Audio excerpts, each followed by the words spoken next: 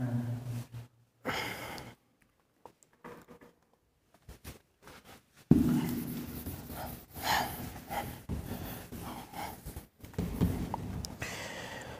सरस्वती को नमन करते हुए नमस्कार। देश के नौजवानों, तो आप देश के नौजवान हैं, आप चाहें तो देश को बदल सकते हैं और आप नहीं चाहे तो आप देश को, कहने का मतलब है, गिरा भी सकते हैं।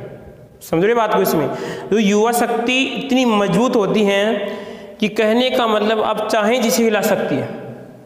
युवा शक्ति इतनी मजबूत होती है देश के लालों कि आप चाहें जिसे हिला सकते हैं, इतनी शक्ति होती है आप में, परंतु आप इस शक्ति का उपयोग नहीं करते। आपको पता है, आपने जब रामायण देखी होगी, ठीक है, तो हनुमान जी को क्या था सिस्टम, उनकी शक्ति का उन्हें मालूम नहीं था कि हम ये भी कर सकते हैं। तो आप में भी इतनी युवा शक्ति है कि आप भी कर सकते हैं, अपने लक्ष्य को प्राप्त कर सकते हैं, परंतु आपको क्या करना पड़ेगा? जागना पड़ेगा आपको। अरे क्या करना पड़ेगा आपको? जागना पड़ेगा। तो जाग जाओ देश के लालो। तो हमने जो पिछली कक्षा थी उसमें मोल कॉन्सेप्ट पढ़ रहे थे। एक नौजवान बोल रहा था कि सर थोड़ा मोल कॉन्सेप्ट पे आधारित क्वेश्चन और बताइए एक दो, तो और भी थोड़ा बहुत क्लियर हो जाए किस प्रकार आपके अणु परमाणु, ठीक है। तो कल जो हमारा क्वेश्चन था, क्वेश्चन तो मेरे को याद नहीं है, परंतु उससे आधारित लूँगा मैं। ऐसा क्वेश्चन था हमारा, और ये इसका क्या हो रहा है आज? क्वेश्चन क्या था? अरे याद है क्या सभी को? केमिस्ट्री, क्या जेड केमिस्ट्री बोले तो आपका रसायन विज्ञान। क्वेश्चन ऐसा था शायद कि जैसे मान लीजिए 2 ग्राम क्या था इसमें? क्लोरोफिल। अरे क्वेश्चन क्या था? 2 ग्राम क्लोरोफिल, देखो उससे संबंधित होगा बिल्कुल। 2 ग्राम क्लोरोफिल और इसमें 2 ग्राम क्लोरोफिल, इसमें 20% मैग्नीशियम है, 20% मैग्नीशियम है। और उसके बाद में आपसे पूछ रहा था वो 20% मैग्नीशियम है, तो मैग्नीशियम का मोलर द्रव्यमान ज्ञात कीजिए। मोलर द्रव्यमान ज्ञात कीजिए। ऐसा शायद हमारा कल पीछे वाली कक्षा में क्वेश्चन था इस प्रकार। तो सर हमें क्या निकालना है? मोलर द्रव्यमान निकालना है, यानी हमें मोलों की संख्या निकालनी है। या मैं से कह सकता हूँ ऐसे मान लो कि मोल कितनी होंगे, ऐसे मान लो आप, कितने मोल होंगे से कि कितने मोल होंगे से, ऐसे मान लो मोल ज्ञात कीजिए, मैग्नीशियम की मोल ज्ञात कीजिए, उससे हम मोल द्रव्यमान भी निकालेंगे। तो मोल निकालने के लिए हमारे पास क्या क्या होना चाहिए? एक तो पदार्थ का द्रव्यमान होना चाहिए। क्या होना चाहिए? पदार्थ का द्रव्यमान। तो यहाँ पे लिखेंगे मोल बराबर है, या मोलों की संख्या बराबर क्या क्या होगा रे? पहले हमें देखना है कि जैसे मान लीजिए आप घर पे रोटी सब्जी बनाते हो, मैं ऐसे कहूँ कि उसकी आपको सब्जी बनानी है, तो आप क्या करेंगे? उससे संबंधित जो भी आवश्यक सामग्री होंगी वो आप तैयार करेंगे, ठीक है। जैसे मान लीजिए आपको बैंगन की सब्जी बनानी है, तो आप बैंगन की व्यवस्था करेंगे, उसमें आवश्यक मसाले उनकी व्यवस्था करेंगे, ठीक है। तो मैंने बोला कि आपको मोल की संख्या ज्ञात करनी है। तो मोल की संख्या ज्ञात करने के लिए हमें क्या करना पड़ेगा कि कौन कौन सी सामग्री की आवश्यकता होगी? तो यहाँ पे हो जाएगा पदार्थ का द्रव्यमान। क्या होगा? पदार्थ का द्रव्यमान, जिसका हम निकाल लें, तो हम किसका निकाल लें? मैग्नीशियम। तो यहाँ पे आएगा मैग्नीशियम का द्रव्यमान। अरे क्या आएगा रे? मैग्नीशियम का द्रव्यमान। और यहाँ पर आएगा मैग्नीशियम की मोलों की संख्या। उसके बाद में मैग्नीशियम का मोलर द्रव्यमान क्या आएगा? मैग्नीशियम का मोलर द्रव्यमान यह है, ठीक है। मैग्नीशियम का द्रव्यमान, मैग्नीशियम का मोलर द्रव्यमान। तो अब सर हमें मैग्नीशियम का द्रव्यमान मालूम नहीं कितना है। सर ये तो क्लोरोफिल का दे रखा है, तो क्या करें? तो पहले हमें मैग्नीशियम का द्रव्यमान निकालना है। तो यहाँ पे निकालते हैं, देखो इसमें मैग्नीशियम का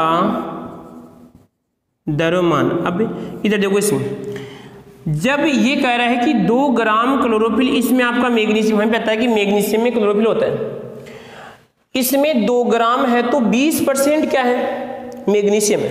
अरे क्या है, यदि मैं से कहूँ कि आपका वजन यदि 100 किलो है तो आप में 7% बोले तो आप में 7 किलो ब्लड है, ठीक है। या मैं से कहूँ कि आपका वजन 50 किलो तो आप में 3.5 किलो ब्लड होगा, यानी रक्त होगा, ठीक है। वो परसेंटेज 7% होगा, ठीक है। तो इसी प्रकार यहाँ पे जब मैग्नीशियम का द्रव्यमान निकालना है तो अब यहाँ पे देखिए हमें इस 2 का कितना 20% निकालना है। अरे 20% निकालना आता है ना आपको, इतना से भी जानते हैं सर, कट जाएगा, क्या होगा, तो कितना आएगा सर, इसमें कितना है 0.4 ग्राम, अरे कितना आएगा, यदि ग्राम में तो कितना आएगा 0.4 ग्राम मैग्नीशियम है। ये मैग्नीशियम का क्या आ गया, द्रव्यमान आ गया, ठीक है। अब इसको यहाँ पे चिपका दो। और यदि मैग्नीशियम का मूल द्रव्यमान कितना होता है सर, मैग्नीशियम का होता है परमाणु क्रमांक, तो कितना होता है इसका, अरे मैग्नीशियम का जो परमाणु क्रमांक है वो तो कितना होता है, मैग्नीशियम का परमाणु क्रमांक तो कितना 12 होता है, ठीक है। देखो शायद मैंने कल एक नौजवान था, वैसे इसके माध्यम से जो कहते हैं ना मल्टी, क्या कहते हैं उसको, मीडिया किसके माध्यम से इस जुड़ा था, वो शायद कोटा का था, कोटा से तैयारी कर रहा है। तो मैंने उससे पूछा था कि वो संस्थापन विधि क्या होती है। उससे मैंने 2 क्वेश्चन पूछे थे उस नौजवान से, ध्यान रखना। एक तो पूछा था मैंने कि सिंगल सुपर फास्फेट में, वो जैसे आप गए ना, जैसे व्हाट्सएप है या टेलीग्राम, इसके माध्यम से वो जुड़ गया था मेरे से। मैंने पूछा कि आप कहाँ से तैयारी कर रहे हो, तो वो बोला कि मैं कोटा से तैयारी कर रहा हूँ, ठीक है कोई बात नहीं।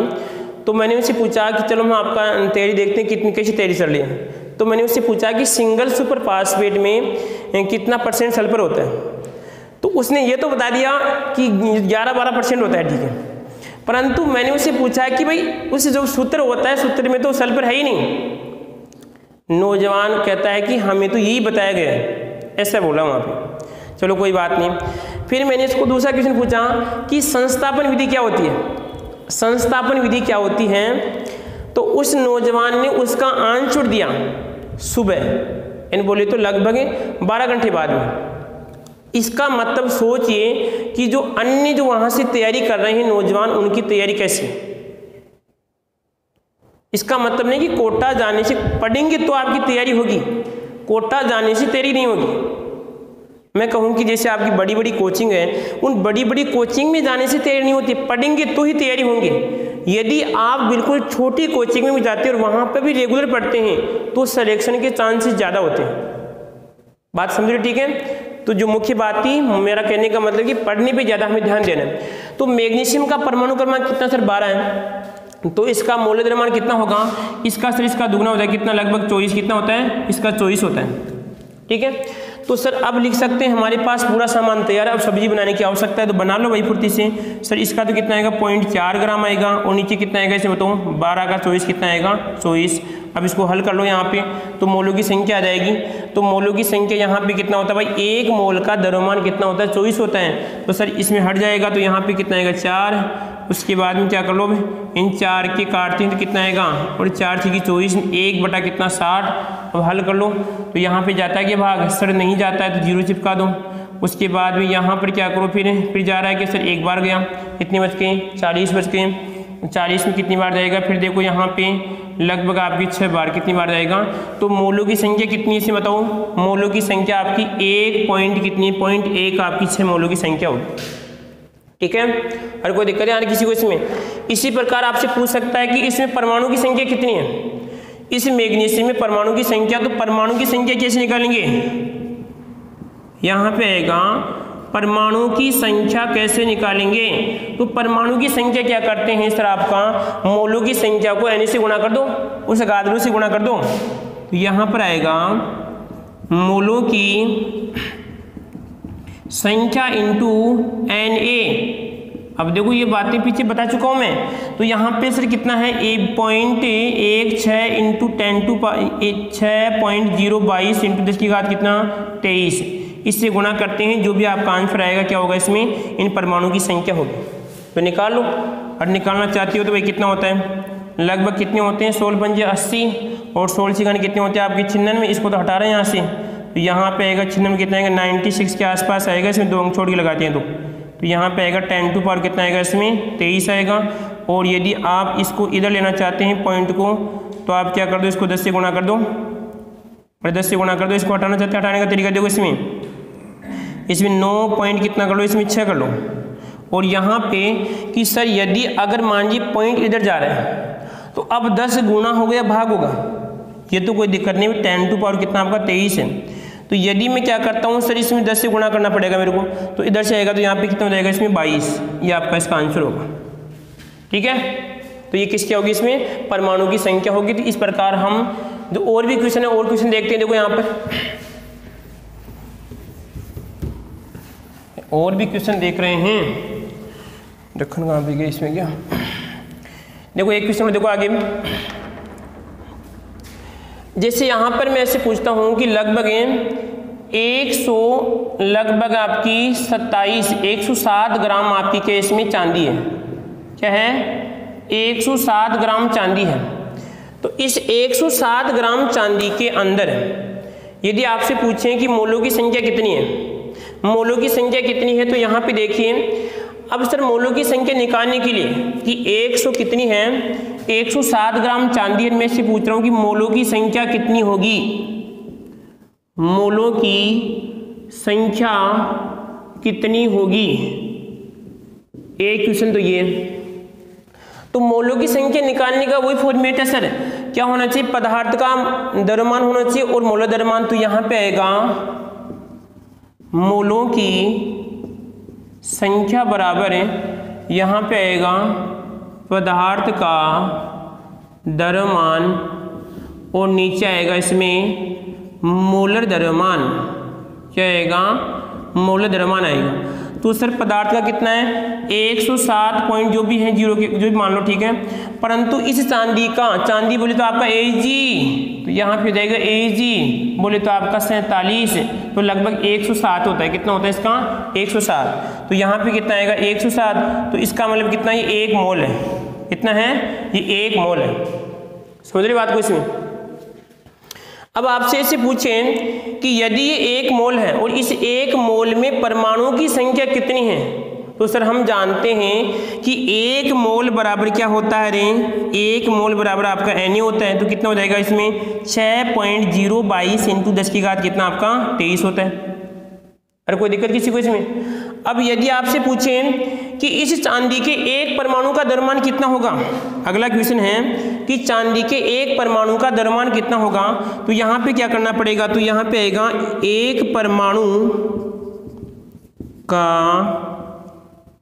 द्रव्यमान बराबर होगा, यहाँ पे आएगा इसमें यदि चांदी की एक परमाणु का द्रव्यमान, तो यहाँ पे आएगा मोलर द्रव्यमान। क्या आएगा इसमें, हाँ मोलर द्रव्यमान सूत्र बनेगा इसका, मोलर द्रव्यमान तो कितना है, और उसके बाद में Na का भाग दो इसमें। तो यहाँ पे आएगा इसमें Na का भाग देते हैं, तो यहाँ पे कितना 107 और कितना आएगा 6.022 इंटू 10 की घात आपका 23। तो इसको हल करने पे देखो यहाँ पे कटेगा 2 7, तो लगभग ये 1 7 9 के आसपास या लगभग माइनस या 23 के आसपास आएगा। 10 की घात जो भी माइनस में आएगी यहाँ पर 23 जो भी आएगी, ये किसका आएगा, चांदी के एक परमाणु का क्या आएगा, इसमें द्रव्यमान आएगा। ठीक है, अरे समझ रहे हो कुछ, क्वेश्चन देखो एक ही है, किस किस प्रकार से क्वेश्चन बन सकते हैं इसको देख रहे हैं, किस किस प्रकार से क्वेश्चन बनते हैं उसको देख रहे हैं। मैंने क्या कहा कि चांदी का द्रव्यमान कितना दे रखा है हमें, सर 107 पॉइंट कितना है, 107 है। मोलों की संख्या पूछ रहे हैं, तो मोलों की संख्या निकालने का जो सूत्र होता है कि पदार्थ का द्रव्यमान और मोलर द्रव्यमान। तो पदार्थ का कितना है 107, मोलर कितना होता है 107, तो कितना आएगा 1 मोल। उसके बाद पूछ रहे हैं कि 1 मोल Na कितना, 1 मोल Na बराबर होता है 6.022 10 की घात 23 के बराबर होता है। उसके बाद में एक परमाणु का द्रव्यमान, यदि चांदी 107 ग्राम है तो एक परमाणु का द्रव्यमान कितना होगा। तो एक परमाणु का द्रव्यमान निकालने के लिए मोलर द्रव्यमान में Na का भाग देते हैं, तो हमारे पास एक चांदी के परमाणु का द्रव्यमान आ जाता है। ठीक है, कोई दिक्कत नहीं आती किसी को। चलो ये भी हो गया। और क्वेश्चन बना देखो ध्यान से, और क्वेश्चन बनाएं। एक क्वेश्चन थोड़ा वो कह रहा है कि नौजवान की सर जो गैसों का भी एक क्वेश्चन बनाइए, गैस का भी एक क्वेश्चन बनाइए। देखो यहाँ पर इधर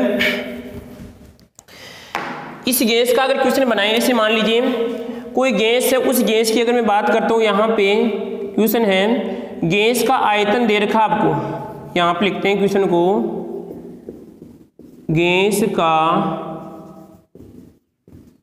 आयतन दे रखा है, ऐसे मान लो 94.5 ml, ठीक है, कितना है 94.5 ml है, और यानी बोले तो और इसका द्रव्यमान कितना है, इसका जो गैस है उस गैस का द्रव्यमान है 2 और आपका कितना 31 ग्राम, कितना है 2 आपका 31 ग्राम है। तो अब आपसे पूछ रहा है इसका मोलर द्रव्यमान पूछ रहा है, यानी इसमें आपको मोलर द्रव्यमान कितना होगा, या अगर इसमें निकालते हैं मोलर आयतन तो इसका आपसे पूछ रहा है कि मोलर द्रव्यमान कितना होगा, मोलर द्रव्यमान कितना होगा, ये पूछ रहा है आपसे। फिर देखिए क्वेश्चन क्या है हमारा, गैस का आयतन दे रखा आपको 94.5 ml और इसका द्रव्यमान दे रखा है 0.2231 ग्राम, और उसके बाद में पूछ रहा है कि इसका मोलर द्रव्यमान कितना होगा, मोलर द्रव्यमान कितना होगा, या हम कहते हैं इसमें मोलों की शायद यहाँ पे कुछ गड़बड़ हो रहा है भाई, इसमें मोलर आएगा जो भी है अभी देख लें, ठीक है, एक तो आएगा मोलर आयतन, ठीक है। तो यहाँ पे देखिए आप, यदि हम इसका सूत्र बनाते हैं, अगर हमने देखो यहाँ पे ये कितना है, अभी लल्लो घबराने की आवश्यकता नहीं है, क्योंकि जब आधार मजबूत होता है तो कितना ही कुछ कर लो आप, कितना ही कुछ कर लो, हम यहाँ पर क्या होते हैं, मजबूती हमारे पास होती है। तो जब ये 90.5 ml है और हमने पढ़ा था सर यदि कोई गैस 1 मोल है, क्या है, यदि कोई गैस 1 मोल है 22 पॉइंट कितनी है 4 लीटर है, तो कितनी होती है 1 मोल होती है, परंतु सर हम इसको 1 मोल नहीं कह सकते क्योंकि सर 94.5 है और किस में ml में। अब देखो यहाँ पे सर लीटर है, यहाँ पर आपका ml है, यहाँ पे लीटर है, यहाँ पर आपका क्या है इसमें ml है। तो मेरे को क्या करना पड़ेगा, इस गैस का पहले ही निकालना है मोलर आयतन, क्या निकालना है, इसका मोलर आयतन कितना होगा, गैस का मोलर आयतन हमें निकालना पड़ेगा कितना होगा, ठीक है। दूसरी बात मैं कहूँ कि यहाँ पे निकालना मेरे को घनत्व है, कि घनत्व कैसे निकालते हैं, हम घनत्व कैसे निकालते हैं, ये 2 बात हम आपसे पूछ रहे हैं। तो घनत्व कैसे निकालेंगे, घनत्व निकालने के लिए हमारे पास क्या क्या होना चाहिए, सर हमारे पास होना चाहिए द्रव्यमान, और क्या होना चाहिए, द्रव्यमान बटा क्या होना चाहिए आयतन, और क्या होना चाहिए, द्रव्यमान बटा क्या होना चाहिए आयतन होना चाहिए, बात सही है, ठीक है। तो सर द्रव्यमान कितना है, द्रव्यमान तो है जिसमें देखो 22 और आपका 3 1 और आयतन कितना है 94 और आपका 5 ml, कोई दिक्कत नहीं सर, हमने घनत्व निकाल लिया। अब देखना है मोलर आयतन, तो यहाँ पे हो जाएगा मोलर आयतन इंटू घनत्व, और क्या होगा मोलर आयतन इंटू क्या हो जाएगा इसमें घनत्व होगा। सर घनत्व का मान तो हमारे पास दे रखा है, परंतु मोलर आयतन कितना होगा किसको मानेंगे, सर हमें पता है कि 22.4 लीटर को हम मोलर आयतन कहते हैं, परंतु सर ये तो किस में देखो ml में है और ये आपका लीटर में है, तो या तो सर इस ml को लीटर में बदल लो और ये लीटर को ml में बदल लो।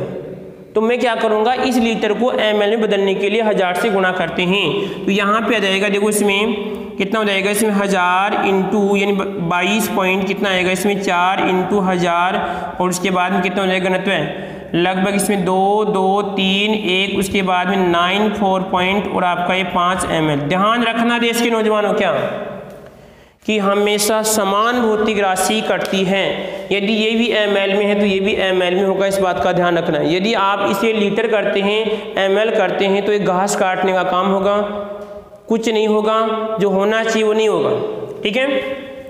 तो इसका आंसर कितना आएगा, यदि हम इसका आंसर निकालते हैं, इसको हल करने पे लगभग देखो आप इस पर डायरेक्ट निकालते हैं तो आप इसको काट लो पॉइंट से तो पॉइंट भग जाएगा, ठीक है, इसको भगा दिया कोई दिक्कत नहीं है। और इसके कितने, इसको यहाँ से हटा सकते हैं, लगभग ले लो, इसका लगभग आंसर से मान लो ये कितना 94 है, तो यहाँ पर आएगा इसका, इसको 2 मान लेते हैं, 2 मान लो, इसका 10 कर दो, इसका 1 भगा दो, यहाँ से कर दिया उसके बाद में इसको यहाँ से भगा दो और इसको यहाँ से भगा ही दिया था। इसका 1 करना चाहते हो तो यहाँ पे 95 कर दो, 95 इसका 2 ना कर दो, कितना आएगा इसमें 8, 4 और 4, यहाँ पे 95।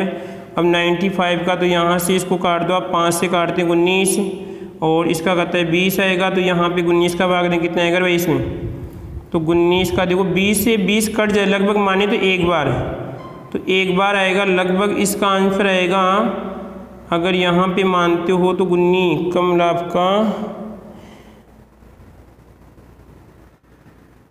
38, तो 38 आ गया, 3 और 3 3 6, लगभग ये आएगा आपकी 50 और 55 के बीच में आएगा।